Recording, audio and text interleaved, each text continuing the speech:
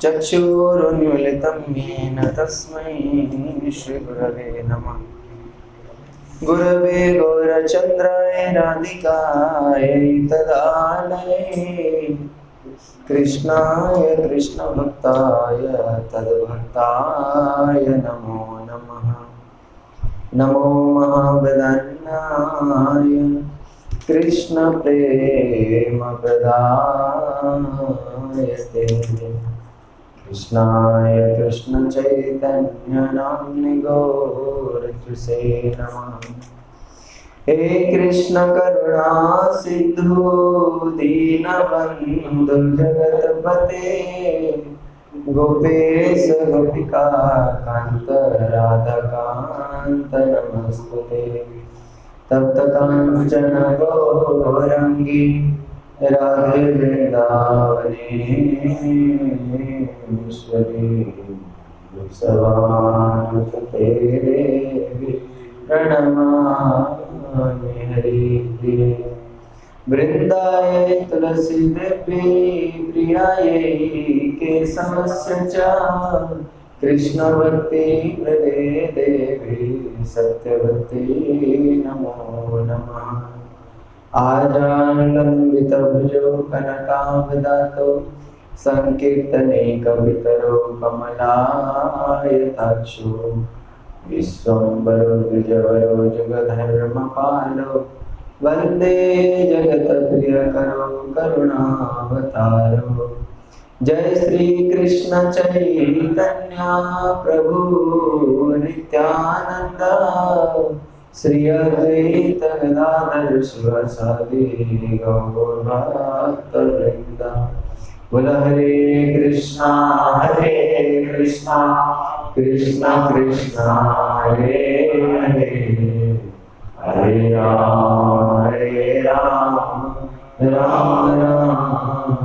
बोल हरे कृष्णा कृष्णा कृष्णा हरे हरे हरे राम राम राम। इसके थोड़ी आवाज ऊंचा लो, आवाज बढ़ा दो, इसको बेस कम कर दीजिए, थोड़ा ट्रेबल बढ़ा दीजिए। हरे कृष्ण हरे बोल, हरे कृष्ण हरे बोल, हरे कृष्ण। प्रथम अपराध में हम सब लोगों ने श्रवण किया था नामापराध का प्रथम साधु निंदा, नहीं? तो साधु के अंदर बहुत सारे गुण हैं। उन गुणों में जैसे दयालु, सहिष्णु, सम, दोह शून्य व्रत, किसी को दोह नहीं करना, प्रत्येक व्यक्ति के प्रति दयाचरण करना, असत्य नहीं बोलना, मिथ्याचारी नहीं बनना, धोखा नहीं देना, ये सब साधुओं के गुण हैं। पर एक साधु का मतलब क्या है? जो सत्य वस्तु के संग करे वही साधु है। सत्य वस्तु एक ही है, वो है कृष्ण। कृष्ण या तदीय वस्तु के संग करने वाले ही साधु हैं। साधु के कई सारी परिभाषा है, जैसे साधयति यह स साधु, जो साधन करता है वो साधु है। परंतु साधन किस बात के साधन है? भक्ति रूपी साधन। और साधु क्या है? कहते हैं साधव जो साधता है। किस बात को साधता है? वो क्या साधता है? हाँ, जो असत वस्तु है उससे साधता है, मतलब उससे सहन करता है।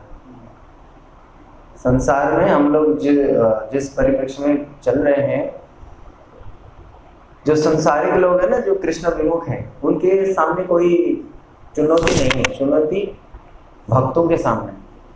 संसार में कोई व्यक्ति परेशान नहीं होता, माया को देख करके बोल कि गले लगाने की कोशिश करता है, पर कृष्ण भक्त संसार के अंदर क्या करता है? तड़पता है। संसार के अंदर उसको चारों तरफ से क्या, उसके विषय आसक्ति, उसको क्या करते हैं? मगरमच्छ जैसे एक व्यक्ति, महाप्रभु उदाहरण दे रहे हैं, समुद्र में गिरा हुआ व्यक्ति को मगरमच्छ चारों तरफ से घेर चुके हैं।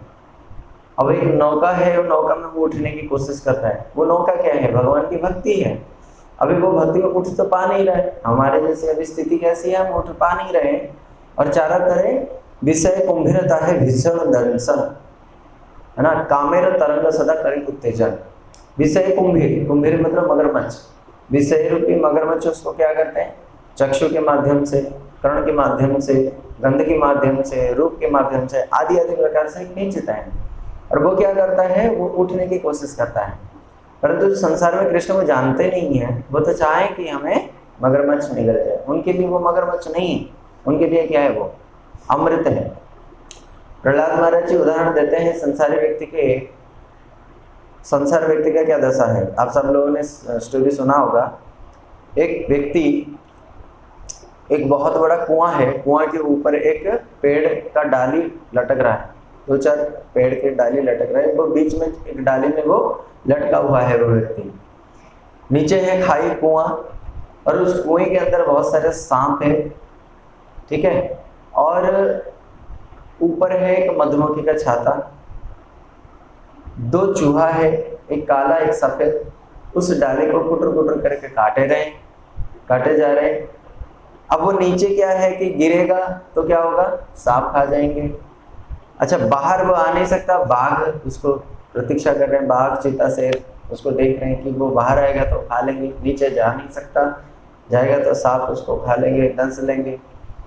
और वो क्या कर रहा है, लटका हुआ है, किस लोभ से लटका हुआ है, क्योंकि वो जो शहद का छाता है उससे एक एक बूंद करके उसके मुंह के उसमें जीवा में पड़ रहा है और उसको उसी में मजा आ रहा है, और वो क्या कर रहा है, उसको चखने के कारण वो डाली को पकड़ा हुआ है।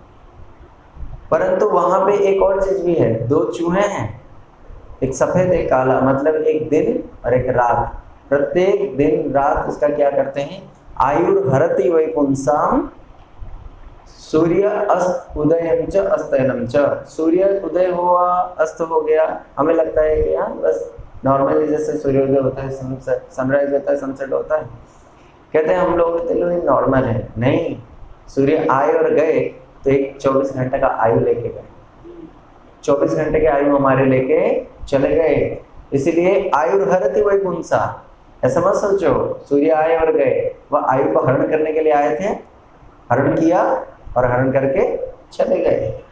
तो इसलिए काला और सफेद चूहा मतलब दिन में, दिन उसका 12 घंटा चला गया, रात्रि उसका 12 घंटा चला गया, काट रहे ना, तो काट रहे मतलब वो जो डाली है ना, डाली का वो उसकी जो डेंस है वो ही उसका आयु है, तो काटते काटते एक दिन कट जाएगा, वो नीचे गिरेगा, यानी कि वो नरक के अंधकूप में। इसलिए गृहवती नाम तम अंधकूपम, जो गृहस्थ है वो गृहमती है, दोनों चीजें हैं, गृहस्थ और गृहमती में अंतर है।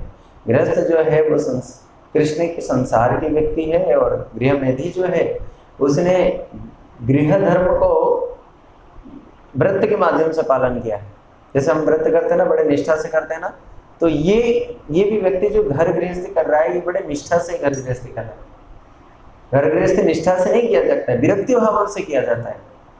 गृहस्थ जीवन विरक्त भाव पैदा करने के लिए होता है, क्योंकि गृहस्थ जीवन में जितना व्यक्ति सहन करता है शायद ही और किसी जीवन में करता है। क्यों भाई, ब्रह्मचारी सन्यासी लोग आकर के झगड़ेंगे तो हैं, लोग आकर के 10 गाली तो देंगे नहीं, कुछ नहीं कहेंगे, परंतु गृहस्थ व्यक्ति को क्या करना होता है, बाहर जाना पड़ता है, नौकरी करना पड़ता है, दुकान बाजार में जाना पड़ता है, उन्हीं के सामने सारा। इसीलिए गृहस्थ व्यक्ति, गृहमेधी जो व्यक्ति होता है उसके लिए ये चैलेंज हो जाता है, समझ रहे ना।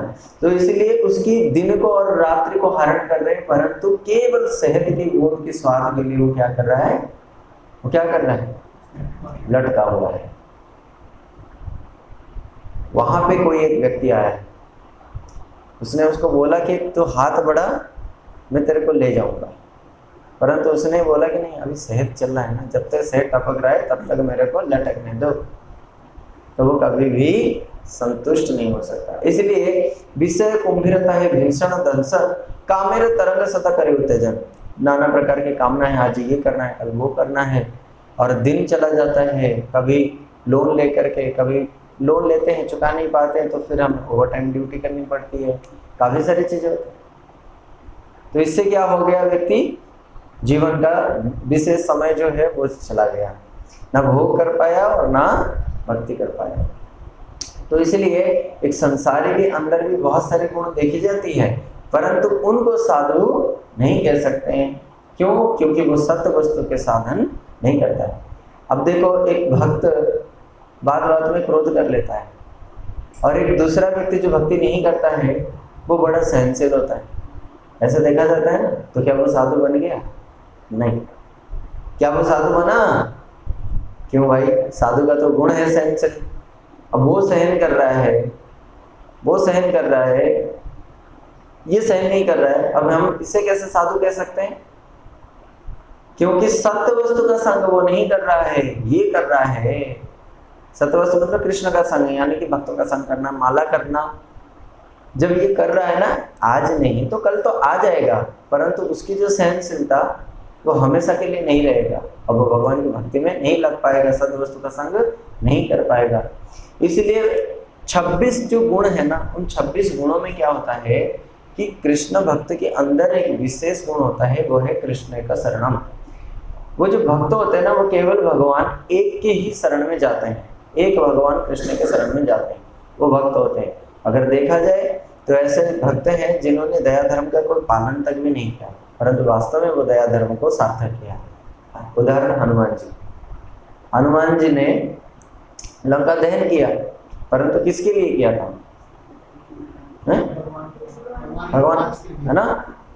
ये ना, यहाँ पे एक वो भी है, विषय से विरक्ति साधु का एक लक्षण है। जब हनुमान जी है ना, हनुमान जी कैसे हैं? हनुमान जी जो लक्ष्मण जी है ना, लक्ष्मण जी माता सीता को एक समय प्रभु कुछ माता सीता के प्रति कुछ वो कर रहे थे, वार्तालाप चल रहा था माँ सीता के साथ ही। तो इतने में लक्ष्मण जी आ गए, तो माता सीता थोड़ी संकोच भाव प्रदर्शन किया, तो चुप हो गई। तो उस दिन से लक्ष्मण जी ने ना प्रतिज्ञा लिया कि अब कभी भी मैं माता सीता के मुख की ओर कभी भी देखूंगा ही नहीं। इसलिए उन्होंने कभी माँ सीता के चरण से ऊपर उन्हें देखा ही नहीं है। अब लक्ष्मण जी कौन है? गृहस्थ। हनुमान जी कौन है? ब्रह्मचारी। हनुमान जी का काम क्या होना चाहिए? स्त्री दर्शन नहीं करना चाहिए। जब ये लंका में गए ना, तो जब वो लंका में गए तो वहां पे वाल्मीकि रामायण में आती है कि वहां पे ना वो जो क्या नाम है, रावण है, वो शयन किया हुआ था। तो उसमें वर्णन आता है संपूर्ण उलग्न होकर के सोया हुआ था, और जितने भी उसके आस-पास, वो किसके ऊपर सो रहा था? ब्राह्मणी। जितने ब्राह्मण की कन्याओं को उसने अपहरण किया था, उन सब के ऊपर वो सो रहा था और उन्हीं के ऊपर चलता था। और जो हनुमान जी है, वो हनुमान जी क्या कर रहे हैं? एक एक स्त्री को ऊपर से लेकर नीचे तक देख रहे हैं। वे लोग भी सब विवस्त्र हैं, परंतु हनुमान जी उनको क्या कर रहे हैं? देख रहे हैं। तो इसका मतलब फिर हम क्या निकाल सकते हैं? हनुमान जी बाल ब्रह्मचारी नहीं है, वो कहता ना ब्रह्मचारी है नहीं, वो तो स्त्रियों को ऐसे कोई नहीं देखता, फिर क्यों देख रहे हैं? इसीलिए क्योंकि उद्देश्य क्या है? लक्ष्मण जी का भी उद्देश्य भगवान की सेवा, हनुमान जी का भी उद्देश्य क्या है? माँ सीता की, माता सीता को जो ढूंढने का उनका जो प्रयास है। इसलिए प्रत्येक व्यक्ति का ब्रह्मचर्य, गृहस्थ, वानप्रस्थ और संन्यास, भगवत सेवा से अगर विमुख हो गया तो फिर चांडाल अभिते सृष्टा विष्णु भक्ति परायणा। चांडाल होकर के भी अगर वो विष्णु भक्ति परायण है तो ऐसे ब्राह्मणों से भी वो श्रेष्ठ है। कौन से ब्राह्मण? विष्णु भक्ति विहीना जे चांडाल पर करते था। विष्णु भक्ति से विहीन होकर के सारे गुणों को पालन करके भी एक ब्राह्मण अगर भगवान की भक्ति नहीं कर रहा है तो वो कैसा है? कैसा है? चांडाल। और एक चांडाल अगर कुछ भी नहीं कर रहा है, केवल विष्णु भक्ति परायण है, तो भी क्या? ते श्रेष्ठा, उनसे भी श्रेष्ठ है।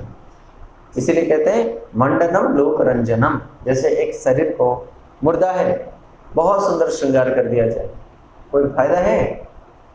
कोई फायदा है? नहीं है ना। मंडनम लोक रंजनम, तो वो लोगों को मनोरंजन कराने के लिए कर तो सकते हो, परंतु कोई फायदा नहीं है। वो कभी भी उठ करके कोई नृत्य नहीं करेगा, कुछ नहीं करेगा, समझे? तो इसी प्रकार से सब कुछ होने पर भी, गुण होने पर भी अगर उस व्यक्ति के अंदर भगवान के प्रति श्रद्धा नहीं है, भक्ति नहीं है, तो फिर वो सब कुछ बॉयकॉट है। इसलिए जितने भी यहाँ पे वैष्णव की गुण बताया गया है, अगर वो सारे के सारे गुण किसी के अंदर हैं परंतु भक्ति की लेस मात्र भी वो नहीं है, तो फिर क्या होगा, उसको भक्त मान ही नहीं सकते। परंतु अगर कोई एक भक्त कठोर है, थोड़ा दयालु नहीं है, पर फिर भी कल को वो भजन करते करते करते करते हैं, भगवत भक्ति अकिंचना सर्व गुणेश तत्र समासते सुधा, जब वो भक्ति करेगा धीरे धीरे धीरे धीरे सारे देवताओं के गुण उनके अंदर क्या हो जाएगा, ट्रांसफर हो जाएगा। आई बात समझ में? तो फिर क्या करना है, अगर कोई कहता है कि हमारे अंदर गुण नहीं है, पहले हम गुणों को लाएंगे फिर उसके बाद क्या करेंगे, भगवान की भक्ति करेंगे। अजी नहीं, अक्सर लोग कहते हैं नहीं जी नहीं, हम माला नहीं करेंगे, हम तो झूठ बोलते हैं, हम तो वो करते हैं। उसके लिए हम जिंदगी भर अगर लगे रहेंगे ना कि झूठ कभी बोलेंगे नहीं और कभी वो असत सत आचरण जब तक नहीं करेंगे तब तक माला नहीं करेंगे, ये जीवन तो छोड़ो, अनेकों जन्मों में भी वो कभी माला पकड़ ही नहीं सकता। उदाहरण देते जैसे अंधकार है, अगर हम अंधकार को दूर करें, हमारे पास दोनों चीजें, अंधकार को दूर करना है और लाइटिंग भी करनी है, ठीक है। एक कमरा अंधकार है, अगर हमें कोई बोलता है तो तुम्हें दो चीज करनी है, एक अंधकार को दूर करना है और लाइटिंग भी करनी है। फिर हम क्या करते हैं, पहले अंधकार को दूर करते हैं फिर लाइटिंग करते हैं, या लाइटिंग करने से ही अंधकार दूर हो जाता है, लाइटिंग अपने आप हो जाती है, समझ रहे ना। इसीलिए भगवान की भक्ति भी ऐसे लाइट है जिसको फ्लैश करने से क्या हो जाता है, माया रूपी अंधकार भी चली जाती है और भक्ति रूपी सूर्य उदय हो जाता है। तो जब हम कृष्ण की एकमात्र शरण में हैं तभी केवल ये बात संभव हो सकता है। इसलिए भगवान ने कहा, अर्जुन तुम कुछ मत सोचो, सर्वधर्मान परित्यज्य, सारे धर्म को, तुम कितने धर्म पालन कर सकते हो, इस दुनिया में कितने धर्म हो सकता है, व्यक्ति जिसको माने वो धर्म है। तो ऐसे इतने सारे धर्म है, लोक धर्म है, मनोधर्म है, समाज धर्म है, मातृ धर्म है, पितृ धर्म है, प्रत्येक धर्म ही तो है। परंतु कैसे गोपियों ने किया, लोक धर्म, बाह्य धर्म, आभूषण धर्म, सकल धर्म तेजी करे कृष्णेर शरण मनमा।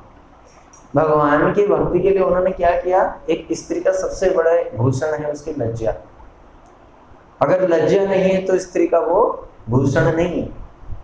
तो जब कृष्ण ने वंशी वादन किया तो कोई गोपी वो पायल बांध रही थी, तो कोई किसी ने हाथ में पायल बांधी, कि बाजूबंद को कभी बेड़ी में बांध दिया, कभी काजल को होठ में लगा रहे, कभी नाक की चीज कान में लगा रहे हैं, कभी कुछ इस प्रकार से अपना श्रृंगार कर रहे थे, तो उल्टा पुल्टा कर दिया। जब वो गए ना तो वो अपने आप को परफेक्ट नहीं किया था, उन्होंने केवल कृष्ण के शरण में गए थे। हम अगर ऐसे सोचते हैं कि पहले हम खुद को परफेक्ट करेंगे बाद में भगवान के शरण में जाएंगे, नहीं, भक्ति महारानी जब हृदय में आती है ना वो ही हमें परफेक्ट बना देती है। जब वो पहुंचे ना वहां पे, तो वहां पे कृष्ण ने उनकी जहाँ पे बाजूबंद को बाजू में ही बांधा, जो कि पायल के रूप में बांधे हुए थे, वेणी के बंधन जो उनके गले में बंधा हुआ था उसको, तो भगवान कृष्ण ने उनके द्वारा श्रृंगार किया।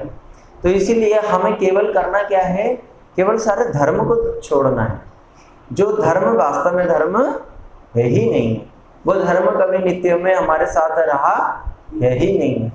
इसीलिए वैष्णवों का एकमात्र धर्म है कृष्ण के प्रति शरण।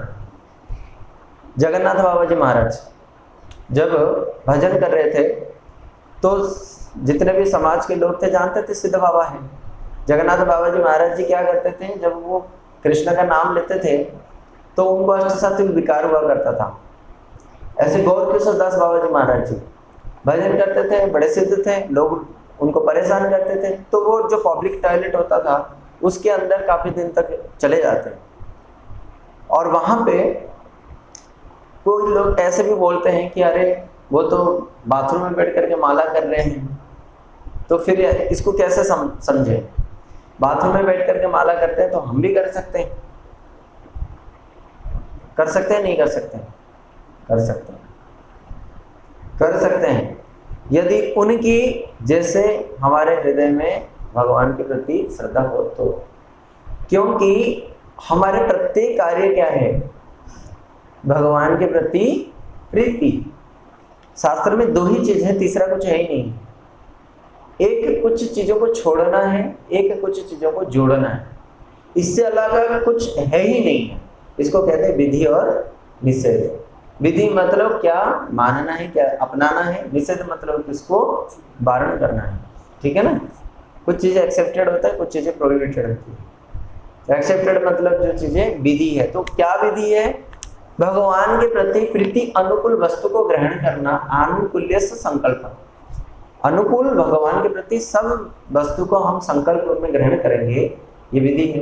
प्रतिकूल से विवर्जनम, जो भी भगवान की भक्ति में रुकावट है, बाधा है, ऑब्स्टेकल है, उन सबको छोड़ना है। तो इसीलिए विधि और निषेध दोनों ही भगवान की भक्ति में है। यानी कि जो चीज हमने छोड़ा है ना, वो भी भगवान के प्रति ही भक्ति है, और जिस चीज को हमने जोड़ा है ना, वो भी भगवान के प्रति भक्ति है। इसीलिए गौर कृष्णदास बाबा जी महाराज जी जो पब्लिक टॉयलेट में बैठ करके भगवान का नाम कर रहे थे, तो वो भी क्या है, वो विधि नहीं होने पर भी, निषेध होने पर भी उनको ही विधि बना दिया। एक और उदाहरण है भक्ति हृदय बन गोस्वामी महाराज जी। भक्ति हृदय बन गोस्वामी महाराज जी जब वो पहली बार जर्मनी में जाएंगे, तो श्रील प्रभुपाद उनको एक जूता गिफ्ट किया। बुढ़ा समय थे ऊंचे ऊंचे ना। तो सन्यासी का धर्म क्या होता है? सन्यासी का धर्म होता है कि वो 7 समुद्र पार नहीं जाएगा, वो कभी भी विलास में वस्तु धारण नहीं करेगा, ठीक है ना। विलास में वस्तु धारण नहीं करेगा। और ये दोनों कुछ चीजों को ना भक्ति हृदय बन गोस्वामी महाराज जी ने क्या किया? एक्सेप्ट किया। तो उस समय किसी ने पूछा कि ये तो उनका धर्म नहीं है, सन्यासी का धर्म तो ये। तो प्रभुपाद जी ने बोला कि उनने भगवान के लिए, गुरु के लिए त्याग को भी त्याग दिया है। यानी उनके लिए त्याग क्या था? 7 समुद्र पार नहीं जाना और जूता नहीं पहनना, तो उसको भी त्याग करके उन्होंने एक और त्याग का निदर्शन दिया कि उन्होंने उसको ग्रहण किया। वास्तव में ये है वैराग्य। समझ में? एक और उदाहरण है महाप्रभु। भगवान जगन्नाथ जी को गीत गोविंद बहुत पसंद है। जहाँ पे भी गीत गोविंद का पाठ होता है, भगवान वहां पे चले जाते हैं। नहीं, इसीलिए आप लोग जानते होंगे कि कहीं एरे गिरे स्थान पे गौड़ी वैष्णव लोग गीत गोविंद का पाठ नहीं करते। और ये राजा का आदेश भी था, क्योंकि जगन्नाथ जी वहाँ चले आते हैं और उनको बड़ा दुविधा होती है। एक समय बैंगन क्यारे में एक माली जब गा रहा था, तो उस समय जगन्नाथ जी अंदर चले गए और जब आए तो उनका पूरा वस्त्र फटा हुआ मिला। राजा ने अनुसंधान करने पर पता चला कि ठाकुर जी वहाँ चले गए थे। क्यों चले गए थे? क्योंकि उनको गीत गोविंद बड़ा पसंद है, और वहाँ पे मालिक बैंगन क्यारे में गीत गोविंद गा रहा था। तो चैतन्य महाप्रभु कौन है? जय कृष्ण सही गौर सही जगन्नाथ। एक समय एक गोबर के कंडे पातने वाली एक ब्राह्मणी थी, उसने भी गीत गोविंद गा रही थी। अब गाते गाते महाप्रभु के कान में सुनाई पड़ा। महाप्रभु तो स्वयं जगन्नाथ जी है। महाप्रभु दौड़े।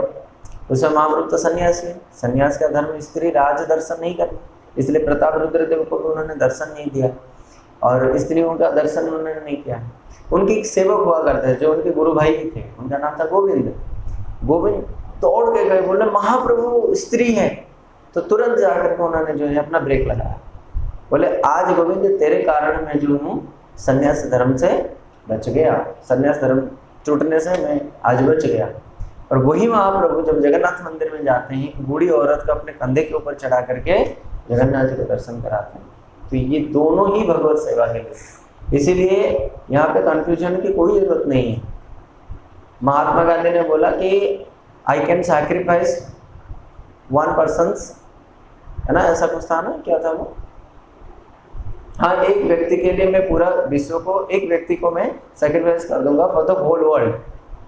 परंतु प्रभुपाद जी के विचार में क्या था? I can sacrifice whole world for the Krishna only. केवल भगवान के लिए मैं सब कुछ वो कर दूंगा। इसका एक बहुत सुंदर उदाहरण देते हैं। जैसे मान लो -1 greater than 2, sorry -2 greater than 1, क्या सही है? -1 ग्रेटर देन -2 ग्रेटर देन 1 सही है? अरे -1 कभी 1 से या 2 से बड़ा हो सकता है, +1 से। -8 ग्रेटर देन 2 हो सकता है? -9 > 2 हो सकता है? नहीं हो सकता ना। ठीक उसी प्रकार से वो जो जगत है ना वो प्लस में है और ये जगत है कैसा है? यहाँ पे कुछ भी करो रहेगा क्या? और वहां पे कुछ ना भी करो तो क्या रहेगा? प्लस ही रहेगा ना। तो आप यहाँ पे कितना भी कुछ कर लो ना, उससे बड़ा नहीं हो सकता। भगवान की एक पैसे की संपत्ति को रक्षा करने के लिए जगत की करोड़ों संपत्ति को भी ना हम लोग वो कर सकते हैं। जिस दिन हमारे अंदर इस बुद्धि हो जाए, इतना दृढ़ता, हृदय द्रव्य नष्ट हो जाए, उसी दिन ही वास्तव में प्रभुपाद जी की प्रचार कर पाएंगे। नहीं प्रचार, प्रभुपाद जी की बात कहते हैं, publicity is publicity, publicity is publicity, whether bad और गुड। किसी ने, हमारे परम गुरुदेव सिद्धांत गोस्वामी महाराज जब ढाका में प्रचार किया तो उन्होंने विवेकानंद के जो मत था ना उसको तोड़ फोड़ के रख दिया। काफी सारे लोग चिढ़ गए। प्रभुपाद जी के पास समाचार आया कि अरे सिद्ध स्वरूप ने तो वहां पे प्रचार नष्ट कर दिया। हमारा जो फील्ड था कुछ लोग कम से कम समझ तो रहे थे, इसने तो सब कुछ खत्म करके आ गए। प्रभुपाद जी ने बोले नहीं, उसने क्या किया, 1 लाख रुपए का प्रचार किया। उस समय 100 साल पहले 1 लाख रुपए कितना होगा? मतलब 70-80 साल पहले 1 लाख रुपए कितना होगा? 1 लाख 1 करोड़, कहाँ क्या बात कर रहे हो? कितने करोड़ होंगे? 1 लाख है ना, समझ एक रुपए में कितने जमीन खरीद जाते।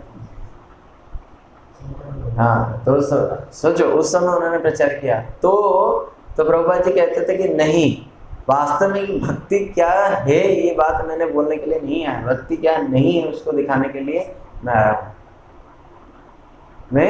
आया हूँ। इसलिए इतना दृढ़ता होनी चाहिए। अगर भगवान की सेवा के लिए कोई व्यक्ति दंभ कर रहा है ना, कोई व्यक्ति दंभ से बोल रहा है ना भगवान की सेवा के लिए, तो फिर वो क्या है? वो वास्तव में दीनता है। और आप कितने भी दीनता कर लेना संसार के अंदर, उसमें भक्ति नहीं है ना, वो भी क्या है? वो हमारा क्या है? सूक्ष्म प्रतिष्ठा है। इसलिए प्रभुपाद जी के धारा में जितने भी प्रचारक हुए हैं ना, उन्होंने कभी भी किसी प्रकार से किसी को भी अपना वो नहीं दिया। भक्ति सारंग गोस्वामी महाराज जी जब प्रचार करने जाते थे ना, जब वे प्रचार करने जाते थे, और उस समय के प्रचार और आज के प्रचार में पता है अंतर क्या है? उस समय प्रत्येक भिक्षा प्रचार हुआ करता था। अगर वो भिक्षा के लिए जा रहे हैं ना तो वो भी क्या था? प्रचार। और आज प्रत्येक प्रचार क्या है? कैसे मिलेगा? कैसे मिलेगा? तो आज के डेट में हम जितने प्रचार कर रहे हैं ना, हमारा लक्ष्य कुछ और ही रहता है। और उस समय अगर कोई भिक्षा भी करता था ना तो उसका भी क्या रहता था कि कैसे प्रचार। जब भक्ति सारंग गोस्वामी महाराज जी एक जगह पे गए थे तो उन्होंने एक व्यक्ति से मिले, तो वो व्यक्ति को कथा सुनाए, वो बड़ा सेठ था। जब वो जा रहे थे ना तो उस समय उन्होंने कुछ देने की कोशिश किया, भक्ति सारंग गोस्वामी महाराज ने मना किया, बोले नहीं, मैं आया था केवल तुम्हें भगवान की भक्ति देने के लिए, उनकी कथा सुनाने के लिए, मैं तुमसे पैसा लेने के लिए आया नहीं था, इसलिए मैं तुमसे पैसा ग्रहण नहीं कर सकता हूँ। तो वो उन्होंने बोला कि सेवा के लिए लगा, तो बोले इतना अधिकार मेरा हुआ नहीं कि तुम जैसे सेठों का पैसा लेकर के मैं तुम्हारा उद्धार कर दूँ, वो तो मेरे गुरुदेव करेंगे। और ये कह करके पैसे छोड़ करके आ गए। अरे 1-2 पैसा नहीं, उस समय इतना पैसा दे रहे थे कि एक मठ जमीन के साथ खड़ा हो जाए, इतना पैसा दे रहे थे। उन्होंने यूं छोड़ करके आए, पीछे आए। प्रभुपाद जी वहां पे गए और प्रभुपाद जी के पास वो आए, बोले प्रभुपाद जी ऐसा शिष्य मैंने कभी नहीं देखा। जिस शिष्य के अंदर इतना दम हो, उस गुरु के अंदर क्या चीज होगा ये तो मैं सोच ही नहीं सकता। और उस समय की बात है जिस समय नास्तिकवाद, इतने ब्रह्मवादी, ऐसे बंगाल में इतने सारे मायावादी, रामकृष्ण, विवेकानंद, इन सब चीज़ों का प्रचार था। तो ये चीज़ जब उन्होंने सुना तो प्रभुपाद जी के बाद फिर उन्होंने हैदराबाद में जो प्रभुपाद जी का वो वाला मठ उन्होंने पूरा का पूरा कंस्ट्रक्शन करके बना के दिया। तो देखो इसको कहते हैं व्यक्ति के हृदय के अंदर जा करके। और आज अगर हम क्या जाते हैं तो हमारे हृदय के अंदर क्या होता है, मैं अपनी कह रहा हूँ, हम कर नहीं पाते क्योंकि हमारे अंदर वो दम है ही नहीं है। इसीलिए भगवान कृष्ण के जितने भी भक्त हैं तो यहाँ पे वो क्रोधी दिखा जा सकता है, परंतु वास्तव में वो क्रोधी है ही नहीं।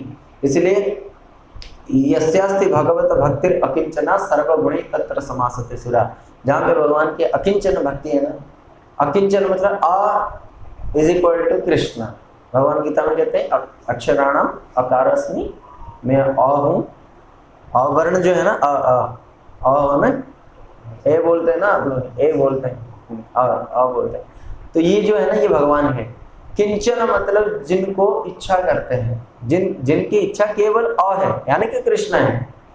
ऐसे भगवत भक्तिर अकिंचन व्यक्ति के पास अपने आप में सारे देव सुलभ दुर्लभ गुण आ जाते हैं। ठीक है, तो इसलिए जो ऐसे साधु निंदा प्रथम अपराध बोली जानी, यही अपराध जिबेरे है सर्वहानि। इसलिए जितने भी देखा जाता है ना, जितने भक्तों के चरण में अपराध किया है, हो सकता है कभी कभार इंस्टेंटली उनको रिजल्ट मिला है, कई बार डिले हुआ है, परंतु भक्तों के चरण में अपराध हुए व्यक्ति के प्रति कभी भी भगवान ने नहीं। समझ में आया? जैसे दुर्वासा मुनि ने अपराध किया तो क्या हुआ, एकदम से उनको फल मिल गया। जैसे प्रहलाद महाराज जी के ऊपर इतने अत्याचार होता रहा, ठीक है ना, परंतु एकदम भगवान ने कुछ वो नहीं किया। यहाँ पे उनको बचा रहे थे, प्रहलाद महाराज जी को बचा तो रहे थे, परंतु एकदम उनके ऊपर कोई एक्शन नहीं लिया। परंतु कैसा एक्शन देखो, ये भी एक इतिहास बन गया। ऐसा हिरण्यकशिपु जो आंखों को ऊपर करता था ना, तो सारे देव लोग जल के नीचे गिरते थे। भागवत में वर्णन आता है, जब वो तपस्या करते करते अपने पैर की जो वो है ना वृद्ध उंगली के ऊपर जब वो खड़ा हो गया, तो जमीन जो था ना, जमीन भी क्या होने लगा है, दीर्घ श्वास छोड़ने लगी, और जमीन के अंदर से इतने लाभा थे ना, वैसे फटफट के ऊपर आने लगे। क्या तपस्या, किस कोटि का तपस्या था। परंतु क्या हम किसी भी उस पूरे के पूरे तपस्या के प्रोसेस के अंदर कभी भगवान के प्रति कभी प्रीति थी?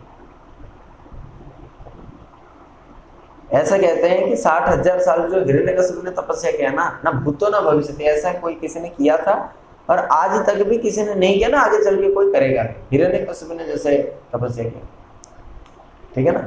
अगर तपस्या देखा जाए तो रावण को देख लो, रावण ने ऐसा शिव जी का आराधना किया, वो एक बीणा था, रुद्र बीणा बजाता था।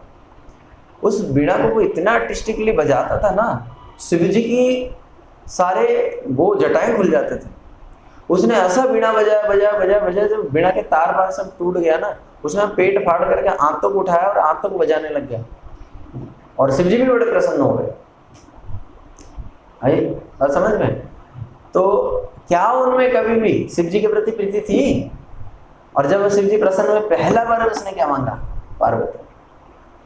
पहला बार क्या मांगा? पार्वती। तो भोगों के लिए इसकी तपस्या। इसका उदाहरण प्रभुपाद जी बहुत सुंदर देते हैं।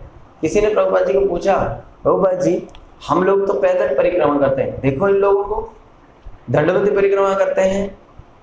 तो प्रभुपाद जी एक बात कहते थे कि देखो ये है भोगों का चरम सीमा, कि मेरे को 2 गिरिराज जी, मेरे को 2 वृंदावन, मेरे को दोगे तुम।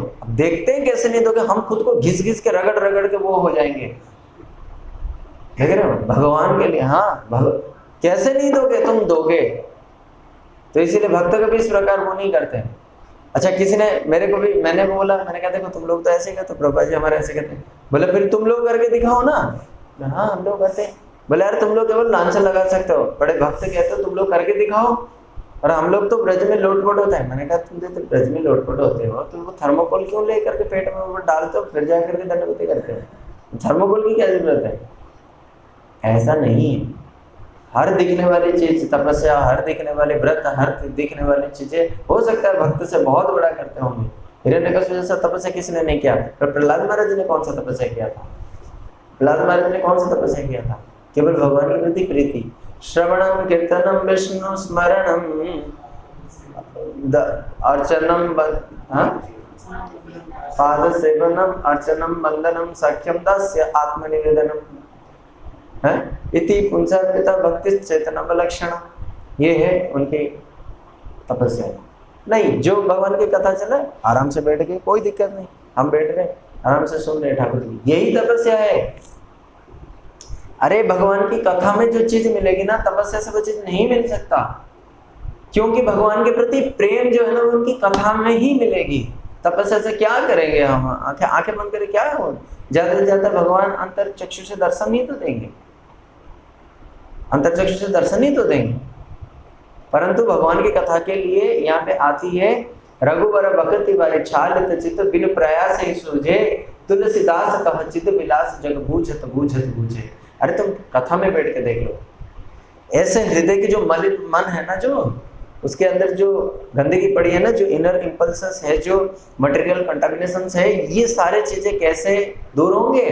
कहते हैं कि एक वारी छालित चित्त, वारी मतलब पानी, जैसे गंदगी को पानी मार करके साफ करते हैं ना, कहते हैं कि ऐसे पानी है, ये ऐसा पानी है भगवान की कथा। कहते हैं हृदय को बैठे बैठे बिना पानी के ही क्या कर देता है? साफ कर देता है। इसीलिए जगह बूझे तो बूझे तो बूझे, ये जगह तो बूझ बूझ के सूझ सूझ करके तैयार हो गया। भगवान की कथा सुन करके सब बोलते हैं, मीराबाई देख लो, हम तुकाराम जी देख लो, जितने भी ये सब कथा सुन, हम लोग भी कहीं जाए कथा सुनकर, 100 लोग, हजारों लोग, करोड़ों लोग अगर कीर्तन सुन करके आए होंगे, मेरे को बता, सब कथा सुन करके, कथा से ही है।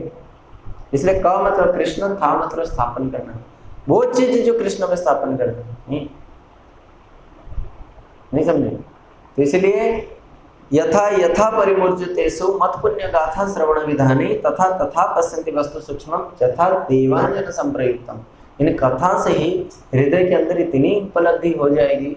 इसलिए क्यों कहा, कहते हैं प्रभुपाद जी ने क्यों व्यवस्था किया, मठों और मंदिरों में, गृहस्थों घरों में प्रत्येक दिन कोई भी नहीं हो तो कम से कम स्वाध्याय करो, एक दूसरे को सुनाओ। कारण क्या है कि हम कथा में रह पाएंगे, और कथा एक बार हमें मिल गया ना, तो आत्मा को हम लंच डिनर ब्रेकफास्ट सब कुछ दे दिया, सब कुछ दे दिया। एक बार अगर हमने दे दिया बस हो गया।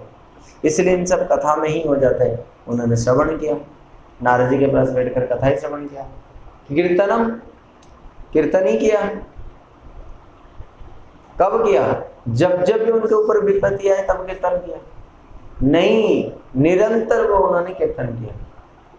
सततो कीर्तयन्तो माम नित्यम। अब ये भी कैसे संभव होगा? सततो कीर्तयन्तो माम, एक व्यक्ति संपूर्ण रूप में कीर्तन कैसे कर सकता है और निरंतर 24 घंटा कैसे कीर्तन कर सकता है? कैसे हो सकता है ये संभव? क्या ये कीर्तन करना है कोई लिप एक्सरसाइज है कि हम अपना फड़फड़ा रहे ना? हमारे हृदय में जब तक भावनाएं युक्त नहीं हो जाएंगे ना, अभी हमारे हृदय किससे ऑक्युपाइड है?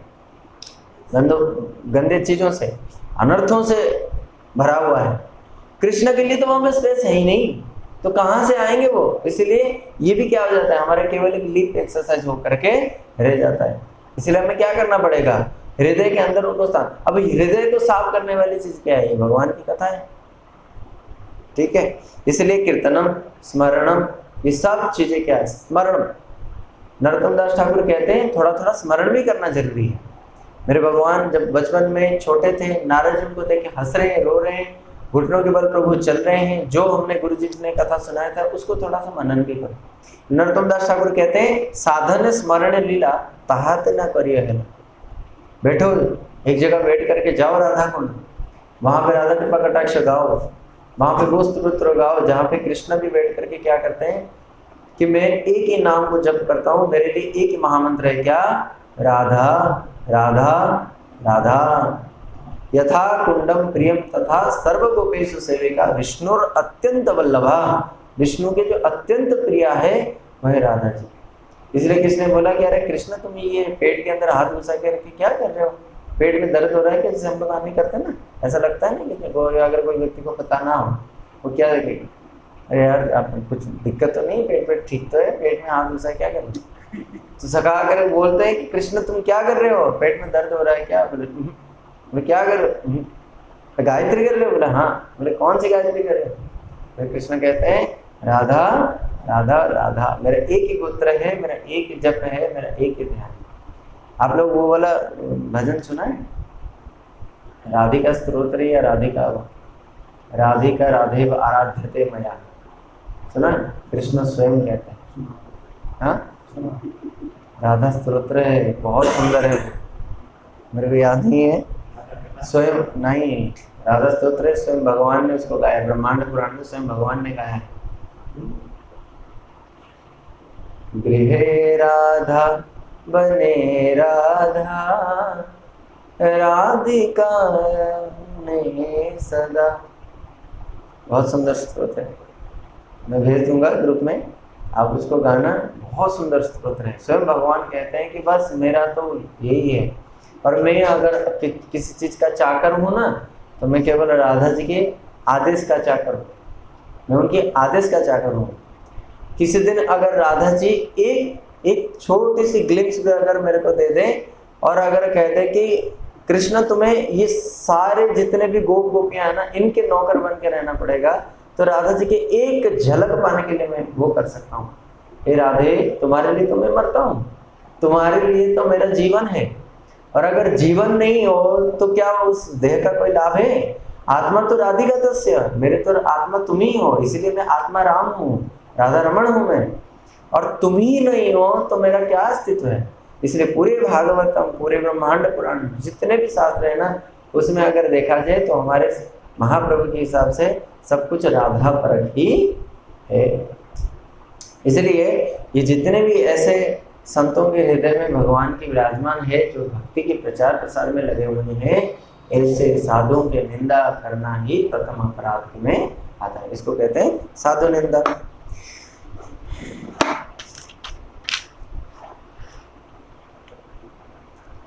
फिर आगे हम लोगों ने श्रवण भी किया था थोड़ा सा। हाँ, दूसरा है देवताओं को, अलग अलग देवताओं को एक जैसा मानना। ये ना रिपीट हो जा रहा है, नहीं मैं भूल जाता हूँ। तीसरा है, हाँ, यहाँ पे एक बहुत सुंदर चीज है, मैं आप लोगों को बताता हूँ, आप लोग इसको ध्यान दे करके सुनना।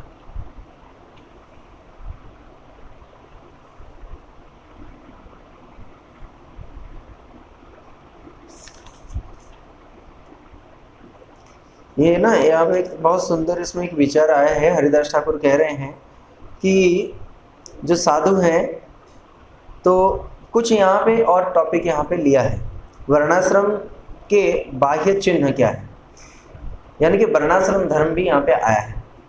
और राय रामानंद जी को जो महाप्रभु ने पूछा कि विष्णु भक्ति क्या है, साधे साधन क्या है, तो उन्होंने सबसे पहली बात भी क्या बताया था, वर्णाश्रम धर्म, है ना।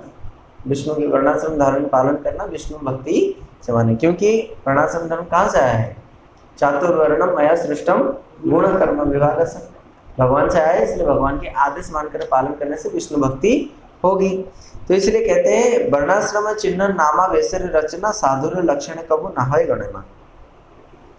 विशेष प्रकार के वस्त्र वर्णाश्रम की विभिन्न स्थितियों को चिन्हित करते हैं, तथापि एक भक्त के रूप में व्यक्ति की स्थिति को उस प्रकार से चिन्हित नहीं किया जा सकता। इसका अर्थ सिंपल भाषा में यह है कि वर्णाश्रम धर्म जो हम पालन करते हैं, वो वर्ण और आश्रम दोनों का उद्देश्य ही भगवान की भक्ति होनी चाहिए। परंतु श्री कृष्ण शरणागति साधुर लक्षण तार मुखे है कृष्ण नाम संकीर्तन। भगवान की शरणागति का लक्षण क्या है? निरंतर एक भक्त के मुख में भगवान के नाम चलता है। गृही ब्रह्मचारी बानप्रस्थ न्यासी भेदे शूद्र वैश्य क्षत्रिय विप्र गणेर प्रभेदे। 4 प्रकार का वर्ण है। कौन कौन से वर्ण है? नहीं, शुरू से करो। ब्राह्मण, क्षत्रिय, वैश्य, शूद्र, और 4 आश्रम क्या है? गृहस्थ, ब्रह्मचारी, गृहस्थ, वानप्रस्थ और संन्यास। ये आश्रम 4 है और ये वर्ण 4 है। इन वर्णों में रह करके आश्रम को पालन करना होता है, ठीक है ना। तो पालन कर क्या करना होता है? कृष्ण भक्ति करना होता है। ब्राह्मण है तो ब्राह्मण वर्ण को पालन किया, ब्राह्मण में भी फिर उसमें क्या जुड़ जाएगा? कौन से आश्रम में है, फिर उसमें भी क्या जुड़ जाएगा? भगवान की भक्ति, ठीक है ना। तो ये फिर हो सकता है भगवान की भक्ति का वो। साधु तो कखन नाही हई वे निर्णित कृष्ण का शरण साधु शास्त्र विहित। भगवान की एकमात्र शरण लेना ही शास्त्र ने विहित किया है। यहाँ पे फिर आता है गृहस्थ भक्त का लक्षण क्या है? तो रघुनाथ दास लक्ष्य करिया सेवा रे, गृही साधु जन सिखाए अच्छे ने यही सारे। जब रघुनाथ दास गोस्वामी घर छोड़ करके जा रहे थे तो महाप्रभु ने बार बार उनको बोला कि नहीं तुम गृहस्थ धर्म को पालन करो, पर जब वो नित्यानंद प्रभु के पास आए उन्होंने क्या बोला कि तुम इन सब साधुओं को सेवा करो। तो गृहस्थ व्यक्ति का धर्म क्या हो जाता है। हाँ, इसलिए जब चैतन्य महाप्रभु भी अपने घर में रहता था ना, तो उस समय उनके घर में ज्यादा कुछ हुआ नहीं करता था, क्योंकि बाबा तो चले गए, बड़ा भाई तो सन्यास लेके चला गया है, और ये निमाई पंडित ये तो डोलते हैं टोल टोल में। अब मैया के लिए घर पे ज्यादा कुछ पैसे वैसे नहीं है, खेती बाड़ी जो थोड़े बहुत है, तो उसमें क्या है कि महाप्रभु क्या करते हैं, रोज 10, 12, 15, 20 सन्यासियों को बुला करके मिले, और वो भी बिना पूछे कि मैया पहले कुछ करके रखना और मैं जो है 20-1 लोगों को लेकर खाऊंगा। घर में 1-2 व्यक्ति के लिए नहीं है, शालिग्राम जी को भोग लगाने के लिए 100 ग्राम तंडुल तक नहीं है। 10-20 सन्यासियों को कैसे खिलाएं। परंतु वहां पे साक्षात रूप में कौन है, विष्णु प्रिया देवी जो लक्ष्मी है ना। तो जब वो लेकर के आता है ना तो पता नहीं कहाँ से आ जाता है, और फिर सब वैष्णव लोगों को सेवा करते हैं। तो महाप्रभु गृहस्थ धर्म को कैसे पालन करना चाहिए ये दिखाया। जब चैतन्य महाप्रभु सन्यास लेकर के जा रहे थे तो सारे गृहस्थी तो थे, श्रीवास पंडित देख लो, अद्वैताचार्य देख लो, जितने भी थे तो गृहस्थी तो थे। तो उन लोगों के लिए उन्होंने क्या बोला, गृहस्थ का एक ही धर्म है, वैष्णव सेवन नाम संकीर्तन, बस तुम यही दोनों करते रहे।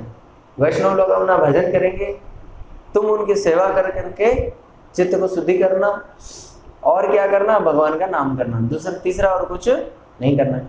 नंद बाबा जब घर पे भगवान की सेवा पूजा कर रहे थे तो दूर से देखा गर्गाचार्य आ रहे, तुरंत दौड़ करके गए नंद बाबा। और नंद बाबा के लिए क्या कहा जाता है, अहम तो नंदम मंदे, कि मैं तो उन नंद महाराज को वंदना करता हूं, है ना। यासत कथत गीतम पुनाति भुवनत्रयम, जो नंद के आंगन में परम ब्रह्म नृत्य कर रहे हैं, परम ब्रह्म घुटने के बल चल रहे हैं, जिन नंद बाबा को खड़ाओं में परम ब्रह्म सर पे धारण कर रहे हैं, मैं तो उन नंद बाबा को वंदना करता हूं। कौन कह रहे हैं, उद्धव जी कह रहे हैं। परंतु वो नंद बाबा आज क्या करें, गृहस्थ धर्म क्या है वो दिखा रहे हैं। जब गर्गाचार्य आते हैं तो कहते हैं कि हम जैसे दिनों के ऊपर कृपा करने के लिए आप टहल पहल करते हो, साधु कहीं नहीं जाते हैं, परंतु साधु अगर कहीं जाते हैं ना तो वो किस लिए जाते हैं, गृहस्थों के ऊपर कृपा करने के लिए। इसलिए निःश्रेषाय अन्यथा भगवत अन्यथा कल्पते क्वचित, इसलिए आप क्या है कि क्वचित मात्रा में थोड़े थोड़े कृपा करने के लिए क्या करते हो, दर्शन दिया करते हो, ठीक है। तो ये है गृहस्थ का धर्म। जब रघुनाथ दास गोस्वामी चिड़ा दही महोत्सव किया तो उन्होंने क्या कराया, उनके घर से पैसे लाए और उस पैसे से उन्होंने क्या किया, सारे वैष्णव की सेवा करी। तो ये है गृहस्थ का लक्षण। महाप्रभु कहते हैं स्थिर है घरे जाओ ना हो बातुल, क्रमे क्रमे पाए लोग भव सिंधुकुल। जब बार बार महाप्रभु के पास आते थे ना, कौन, रघुनाथ दास गोस्वामी, तो महाप्रभु बार बार उनको कहते हैं, अरे रघुनाथ तुम इतना बातुल क्यों हो रहे हो, इतना पागल क्यों हो रहे हो, गृह जाओ, स्थिर है या मन, ना हो बातुल, मन को स्थिर करो, घर पे जाओ, क्रमे क्रमे पाए जी भव सिंधुकुल। इसमें भी 2 प्रकार के अर्थ है ना। महाप्रभु को एक बात करे उसमें एक अर्थ कैसे हो सकता, भगवान की एक काजे करे प्रभु काज 5-7, कार्य तो एक ही रहता है परंतु कितने कार्य साधित होता है, 5-7 कहने की बात है, कितने हो जाते हैं कुछ पता नहीं चलता। तो चैतन्य महाप्रभु यहाँ पे एक बात जरूर बोला है, कुछ शिक्षा उसमें रघुनाथ गोस्वामी को, कुछ शिक्षा उसमें हम लोगों के, और सारे के सारे शिक्षा हमारे लिए है और हमारे ही है, उनको नहीं कुछ भी। रघुनाथ दास गोस्वामी नाली से भगवान की जगन्नाथ जी के महाप्रसाद को धो करके खाते थे, कितनी उच्च कोटि की वैराग्य। क्या उनको ये वैराग्य पालन करने की आवश्यकता है, बताओ, क्या वो साधक है जो वो पालन करेंगे, वैराग्य करेंगे? अरे हमें तो रसगुल्ला खीर पूरी पसंद है, हम जीवा को क्या कर सकते हैं, हम इस प्रकार के अन्न खा करके जीवा को सांत्वना दे सकते हैं। उनको भला किस बात की जरूरत है वैराग्य आचरण करने की, क्या वो साधु नहीं है? वो तो नित्य सिद्ध साधु हैं, वो तो रति मंजरी है, तुलसी मंजरी है, तो वो क्यों कर रहे हैं? बोले कि भाई रघुनाथ दास गोस्वामी इस प्रकार किस कोटि का वैराग्य आचरण कर सकते हैं, वो हमारे लिए नहीं है। अरे हमारे लिए है, उनके लिए नहीं है, वो हमारे लिए ही है। इसलिए वो चीजें हम खाएंगे, वो नहीं खाएंगे। इसलिए चैतन्य महाप्रभु तुरंत भाग के गए, बोले अरे चोर, तुमने एक तो तब चोरी किया था, तब नित्यानंद तुम्हें चोर बोला था, अब तुम ऐसा मूल्यवान संपत्ति को छिपा छिपा के खा रहे हो। अब वो छिपा रहे हैं और महाप्रभु जबरदस्ती खा रहे। इसीलिए भक्त तेरे द्रव्य प्रभु काढ़ी काढ़ी खाए। भक्त अगर भगवान को नैवेद्य अर्पण करते भी नहीं है ना, तो भगवान क्या करते हैं, छीन छीन करके खाते हैं। यहाँ पे भगवान को दो ही चीज बड़ा पसंद है, या तो भगवान को तुलसी देख करके एक अभक्त भी भगवान को खिला सकता है। एक अभक्त भी है वो ना, तुलसी पत्ता दे दिया ना, भगवान उसको खाएंगे ही। और दूसरा, अगर तुलसी पत्ता ना भी हो, अगर कोई भक्त है, तुलसी भी नहीं है, तो भगवान उस भावों को ही ग्रहण कर ले। ठीक है, अब दोनों चीज यहाँ पे, अभक्त का भाव नहीं गया ना, अभक्त का भाव नहीं गया, अभक्त का क्रिया भगवत समर्पित हुआ है, पर भक्त का क्रिया नहीं, यहाँ पे भक्त का भाव समर्पित है। परंतु दोनों का ही समर्पण कुछ ना कुछ मात्रा में जरूर है। ठीक है ना। तो भगवान क्या किया यहाँ पे, जबरदस्ती खाए, काढ़ी काढ़ी खाए, छीन छीन के खाते हैं। अभक्त द्रव्य को उलट आना चाहिए। जब दुर्योधन ने दिया, भगवान ने उल्टा भी देखा तक भी नहीं। वो तो 56 भोग था, यहाँ तो छिलका था, और छिलका को भी कैसे खा रहे छिलका। जो व्यक्ति को इतना सुदबुद्ध नहीं है कि केले की गिरी को ही खिलाना है, केले की छिलका खिलाना, उसको क्या ये सुदबुद्ध हो सकता है कि उसमें तुलसी पत्ता डालना है? हो सकता है? शबांतर बात है। इसलिए स्थिर हरे घरे जाओ ना हो बात। इसमें हम लोगों के लिए क्या शिक्षा है? कई बार हम लोग मानसिक भावना में बह करके संसार छोड़ने के निर्णय ले लेते हैं, परंतु संसार छोड़कर क्या करेंगे, भजन करने जाएंगे। परंतु भजन नहीं होता। भजन के लिए भक्ति के संस्कार जरूरी है। भजन के लिए अगर संस्कार नहीं है, एक दिन रात मठ में गुजार नहीं सकते, एक रात भी मठ में गुजार नहीं सकते, मन विचलित हो जाएगा।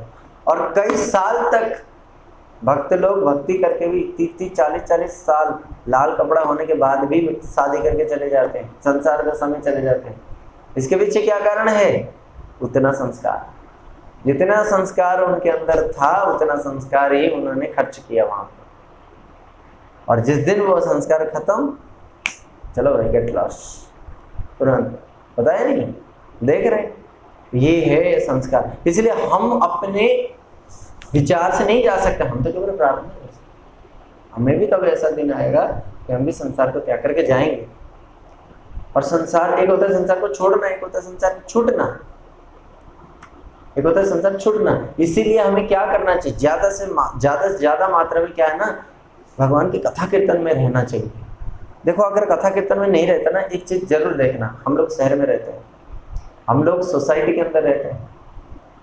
अगर हम किसी सोसाइटी में चले जाते हैं ना, ऐसे उनका घर बहुत अच्छा है और बड़े बड़े ठाड़ बाट से रहते हैं, और वो सब चीज़ें वो देख रहे हैं, टीवी में आता है, हम लोग वो चीज़ नहीं देख रहे हैं। उनकी भी फेम है, उनके भी बच्चे बहुत वो करते हैं, एंजॉय करने जाते हैं, उनकी गाड़ी हुई है, उनका वो है। तो वहाँ पे ना पता है क्या होता है, वहाँ पे ना भक्त दूसरी तरफ देखता रहे, मठों में क्या है, वो ही निरस कथा ही होती है, और वो होता है ना। ये जो माया है ना, ये माया कितनी प्रकार में हमें ना समझा देती है, इतनी बढ़िया समझा देती है कि एंड टू एंड हमारा बुद्धि तुरंत डाइवर्ट हो जाता है, समझ में नहीं आता है। इसलिए मम माया दुरत्या, भगवान बार बार बोला कि अर्जुन तू कोई भी इनमें से 700 श्लोक में से कोई भी 699 श्लोक उठाओगे ना, उसके साइड में ना ये वाला श्लोक को रखना जरूर, मम माया दुरत्या। इनमें से ना ये माया को दुरत्या है।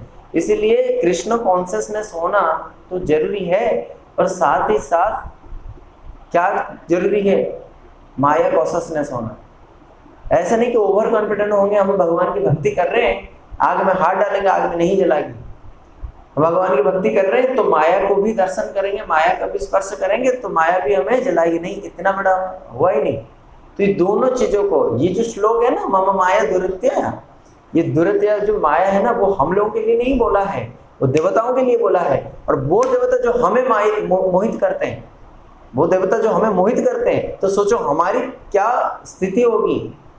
इसीलिए तो जानवा माता के कीर्तन में कहते हैं, मेरा मन जो है ना कामिर तरंग सदा करे उत्तेजन, बार बार जो काम की लहरें उड़ रहे हैं ना हमारे हृदय के अंदर, वो हमें झकझोर के रख देता है।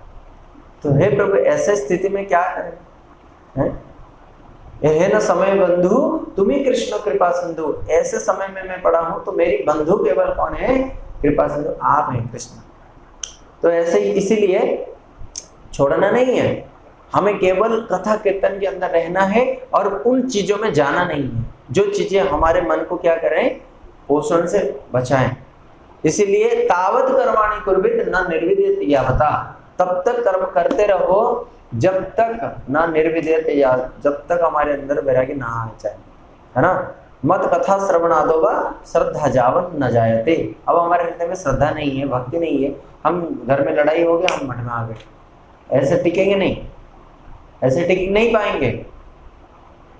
मैंने इस्कॉन की कथा सुन रहा था, तो एक प्रभु जी को किसने आकर के पूछा कि प्रभु जी मैं ब्रह्मचारी बनना चाहता हूँ, मंक लाइफ में फॉलो करना चाहता हूँ। बोले अच्छी बात है।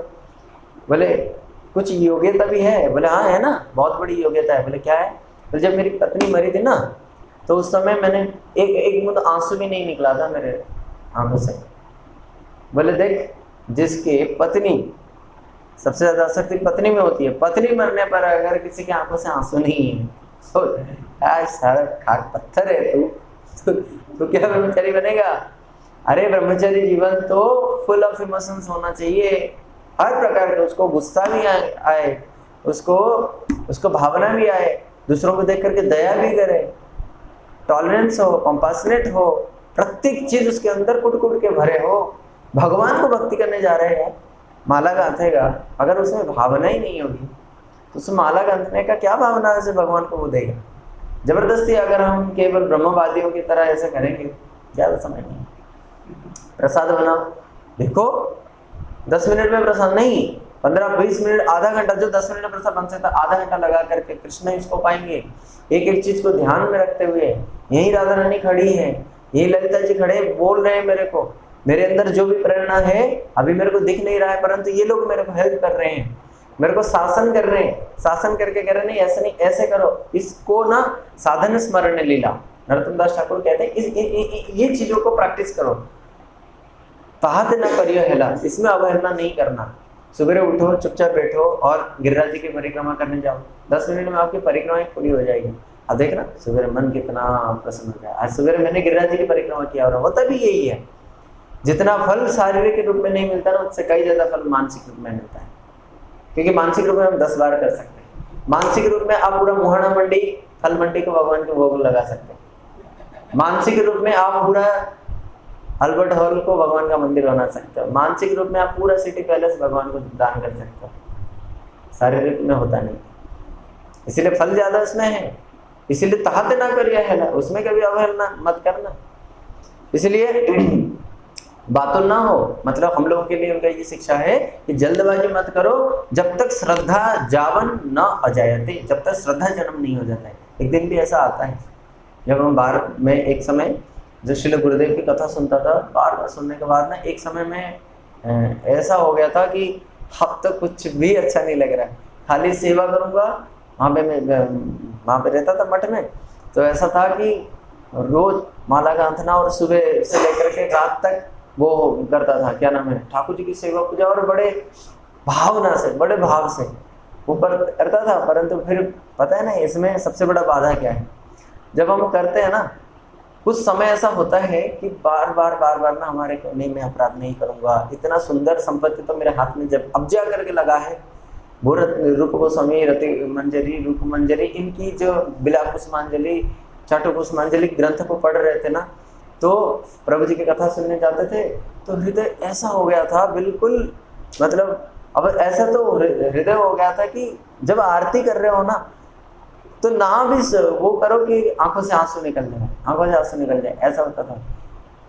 कई ऐसे उपचार जो कि होता नहीं है, जैसे ठाकुर जी को जब हम सुलाते हैं, अभी जो मोटा मोटा नियम ये है कि उनको सुला करके तुलसी दे करके और गोपाल मंत्र जप करके आ जाना। तो उस समय भी ऐसा हो गया था, बड़े सुंदर सुंदर कीर्तन वो करके ठाकुर जी के चरण को दबाना, ये करना। तो शयन देने में मेरे को 2 मिनट लगने की जगह मेरे को 10 मिनट लगते थे। तो ये सब चीजें होता है, बीच बीच में कभी ना कभी भगवान ऐसा देते हैं, परंतु फिर वही बात है, जब थोड़े से भी मन हमारे माया की तरफ जाता है ना, धीरे धीरे माया में चल जाता है ना, फिर वज्र सम कठोर हो जाता है। एक मन जो पूरा इतना कोमल हो गया था, अब वो कठोर हो गया, उसमें फिर दूसरों का दोस्त दर्शन होने लग जाते हैं, फिर अपराध होने लग जाते हैं। फिर वही अपराधी जो है इन सब चीज़ों को कहता भाई परे रहो, अब मेरा राज चलेगा। ये थोड़े समय के लिए आता है, तो फिर उसमें इसीलिए जितने समय हम लोग मानसिक रूप में ऐसे करेंगे ना, तो हमारे को बोध होगा कि नहीं आगे अपराध नहीं करेंगे, ये सब चीज़ें नहीं करेंगे। इसलिए यहीं पे हम रखते हैं। रघुनाथ दास गोस्वामी को गृहस्थ धर्म के बारे में महाप्रभु और क्या बताएंगे, ये हम अगले गुरुवार श्रवण करेंगे। वांछाकल्पतरुभ्यश्च कृपा सिन्धुभ्यो पतितानां पावनेभ्यो वैष्णवेभ्यो